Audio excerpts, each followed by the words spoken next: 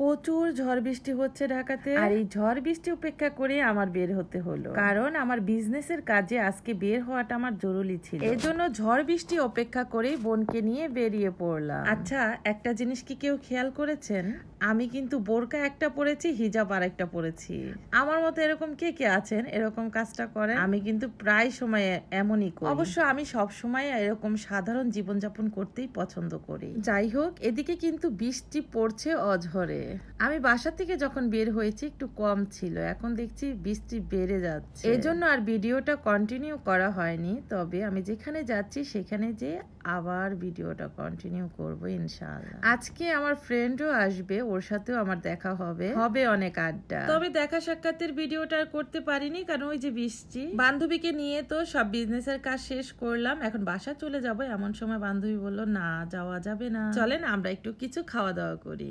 গাউসিয়া মার্কেটের এই রেস্টুরেন্টে নাকি কাবাবটা খুবই মজার। ও নাকি প্রায় এখানকার কাবাব খায় এবং খুব টেস্ট, তাই আজকে তার শখ হয়েছে আমাকেও এই কাবাবটা খাওয়াবে। আর এই তো আমার বান্ধবী, দেখি আমরা কিন্তু দুই বান্ধবী এবং মিতাও, ওর নাম আমার নামও কিন্তু এক। ওর আমার সম্পর্কটা আজ থেকে প্রায় 12-13 বছরের, আর আমাদের বয়সেরও কিন্তু অনেক ডিফারেন্স আছে, তবে আমাদের সবকিছুতেই মিল আছে, আত্মার মিল, পছন্দের মিল, এবং ওর সাথে আমার সময় কাটানোটাও মানে মনে হয় যে অনেক সুন্দর কেটে যায়। আমার খুব ভালো লাগে ওর সাথে সময় কাটাতে। ওরও নাকি সেম আমার সাথে সময় কাটাতে ভালো লাগে। যাই হোক, আমাদের বয়সের ডিস্টেন্স হলেও কিন্তু আমাদের মনের মিল অনেক অনেক। এই তো রেস্টুরেন্টের ছবিটা দিয়ে দিলাম, কেউ যদি ওইখানে যেয়ে থাকেন তাহলে এই রেস্টুরেন্টে টেস্ট করে দেখতে পারেন।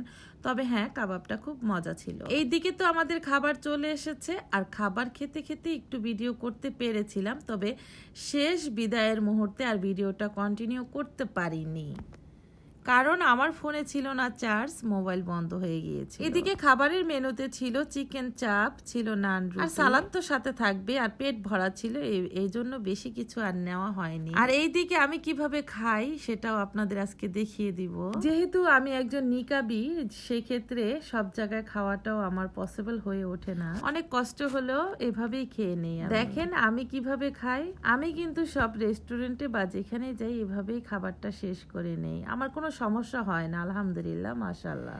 এইদিকে আমরা চাও নিয়ে নিয়েছি, একটু নান রুটি দিয়ে চা দিয়ে খেয়ে নেব। নান রুটি দিয়ে চা খাওয়াটা আমার ছোট বোন থেকে শিখেছি, ও অনেক মজা করে নান রুটি দিয়ে চা খায়। একদিন আমি কৌতূহল বশত খেয়ে দেখলাম, খুবই টেস্ট, খুবই টেস্ট।